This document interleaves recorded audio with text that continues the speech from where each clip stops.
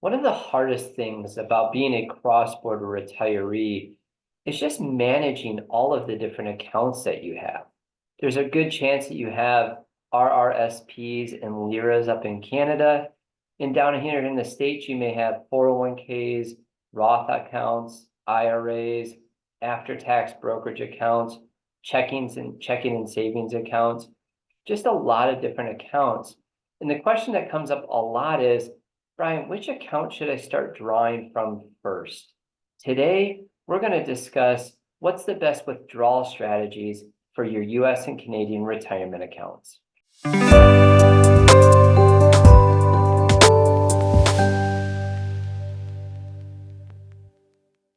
Hello, my name is Brian Haggard. I'm a certified financial planner, chartered financial analyst. I'm the founder of Retirement and Financial.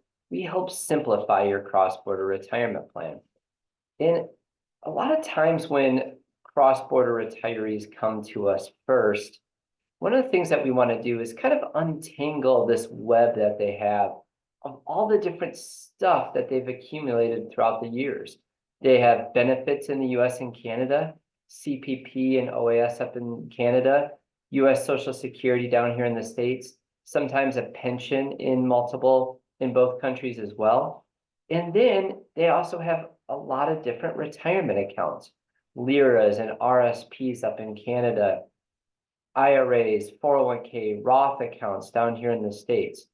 It just adds up to a lot of stuff. And when we're trying to simplify somebody's retirement plan, we want to make it as easy as possible to figure out what kind of accounts are you going to draw from, how much you're going to need from those different accounts, what's the best tax strategy to get money out of Canada and the US as well.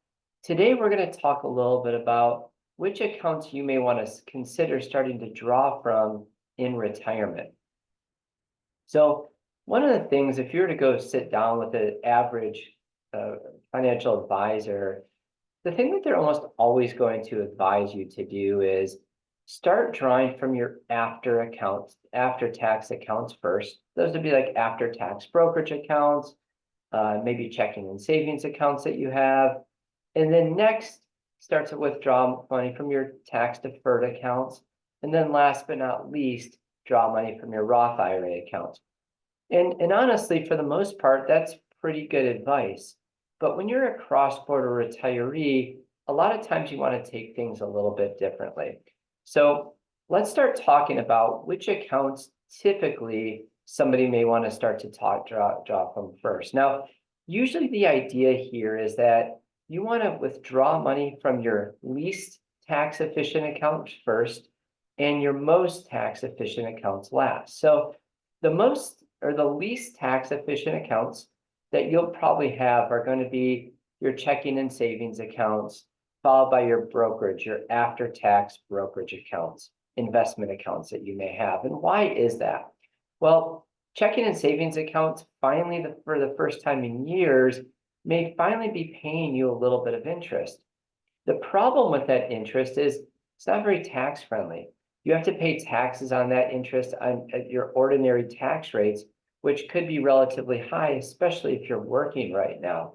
And so when you're paying taxes every year on that interest, it really hurts the amount of investment growth that you're receiving on those checking and savings accounts. So that's kind of the least tax efficient account that you have.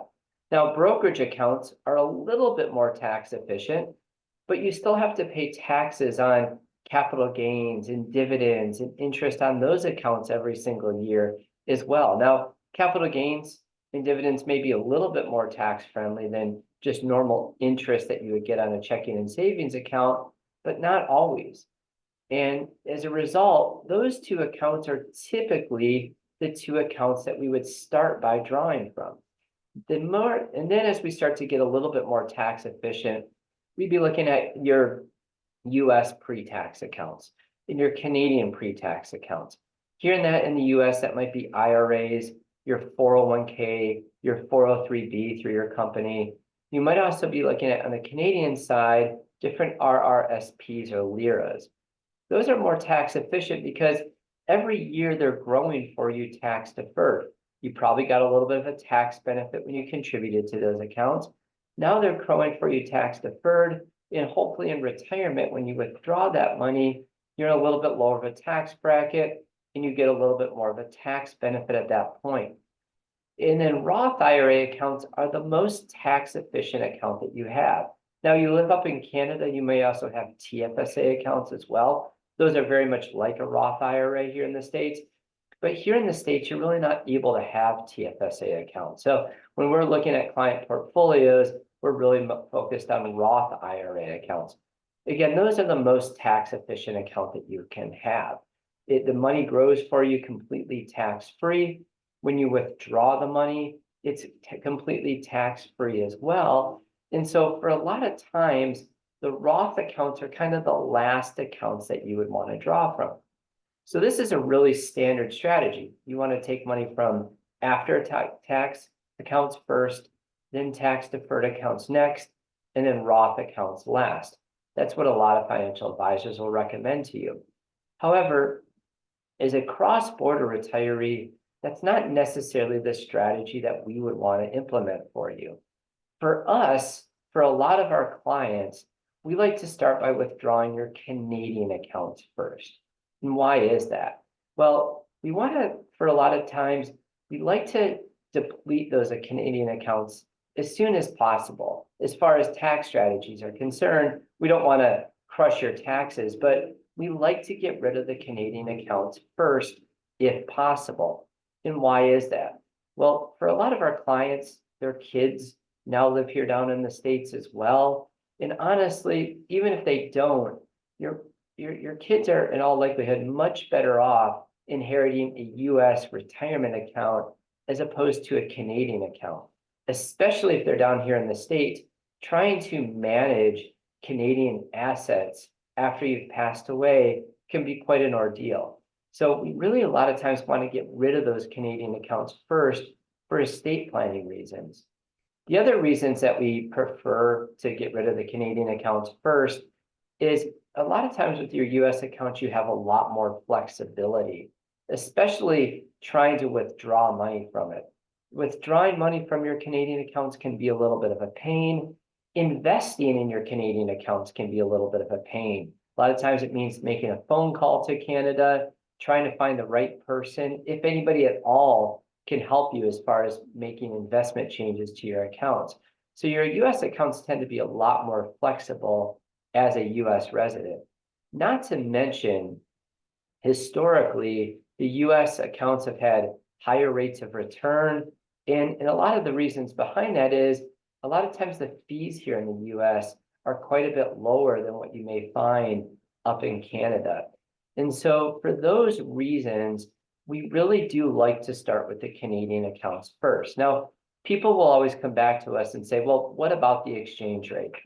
The exchange rate is important. I certainly understand that, but I don't want them to have the exchange rate make all of the decisions for us. I've had clients who have had the money up in Canada for 10 or 20 years, waiting for the exchange rate to improve, earning very little to no returns up there. And it's kind of defeating the purpose where that money could be down in the States, actually earning a little bit more for them. So in our situation, a lot of times we don't take a lot of consideration into the exchange rate. Now, if you're getting less than 70 cents on the dollar, sure, maybe it doesn't make sense to bring a lot of money over from Canada right now. And heck, if we got up to par, there's a good chance that we bring all your money over from Canada. But if we're in the 73, 74, 75 cents a dollar, that's pretty historically average, we're okay moving that money down and using that money in retirement. So let's give you a little bit of an example of somebody's situation where they have 300,000 US dollars in their RRSP. Again, I'm just going to do the conversion for us and say that's all in US dollars. They have a 700,000 US dollar IRA here in the States, 150,000 in after-tax brokerage accounts, and they need $50,000 US dollars per year in income. And so again, a lot of times if you meet with a financial advisor, they're going to say, well, hey, let's start taking the money from your after-tax brokerage accounts. It's the least tax efficient account, and it might make sense to do that. Well, one of the things that we want to look at today is what would it look like if we start taking some of the money from your Canadian accounts as well, your RRSP. So just a little bit about RRSP withdrawals. You can withdraw directly from the RRSP if you want. You can take out as much from the RRSP as you like in a year. But the issue with drawing a lot from the RRSP in a year is that you're probably going to have 25% withheld by Canada before you see that money. And that's why for a lot of our clients, if they have especially large RSPs, we'll convert those RSPs to what's called an RIF, a retirement income fund. The retirement income fund gives us some more options because now from the retirement income fund, we can withdraw up to 10% of your account every single year, and we only have 15% withheld by Canada. And in today's tax environment here in the States, when US taxes are relatively low, having as little withheld by Canada as possible tends to make the most sense for us. So again, for a lot of our clients, the strategy here is in retirement, convert your RSP into a RIF and take out the maximum that we can each year, that 10% each year, and have that 15% Canadian tax withheld. Again, that allows us to start to deplete those Canadian accounts first and do it in a manner that's not really hitting you tax-wise. So let's look at that example again. You need $50,000 US per year in income. Again, I'm not talking about Social Security and CPP and OAS. This $50,000 is above and beyond that. What we can do is we can take out $30,000 per year from your Canadian RIF, only have 15% withheld, and then maybe we take the rest of the money out, that extra $20,000 that you might need per year from your after-tax brokerage accounts and checking and savings accounts, those less tax efficient accounts that you may have. And then this strategy allows us to start to deplete those Canadian accounts a little bit faster and defer your more beneficial IRA and Roth IRA withdrawals until later on. And again, that a lot of times is the strategy there. Now, there is a little bit, and I will say, this isn't what all of our clients do. Yes, for a lot of our clients, this makes sense. This is the strategy that we implement for them. But for a lot of our clients, when they're in retirement, especially if they're retired right now, we will do Roth conversions for them. So Roth conversions is taking your IRA accounts and converting it to Roth accounts. Now, when we do that, when we make that conversion, we have to pay taxes, US taxes on the conversion, but then that money grows tax-free for the rest of your life. And there's some big benefits of doing Roth conversions right now. First and foremost, the biggest benefit is right now the US has pretty low tax rates. That may change.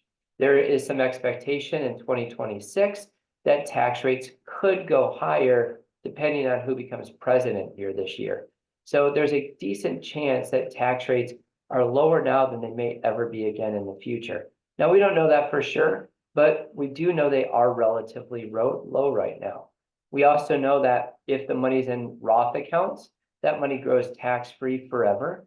And this is fantastic for estate planning because now your kids or your heirs can then also inherit this money completely tax-free as well. And again, we may be facing quite a bit higher tax rates in the future on these funds. So what would be an example of somebody who, instead of taking money out of their Canadian accounts first, what's an example of somebody who may be focused on Roth conversions instead? So let's look at that same client. They need $50,000 US income per year. What we may do if somebody's focused on really high Roth conversions, we may take all 50,000 from checking, savings, or after-tax brokerage accounts, because that would allow them to keep their taxable income as low as possible.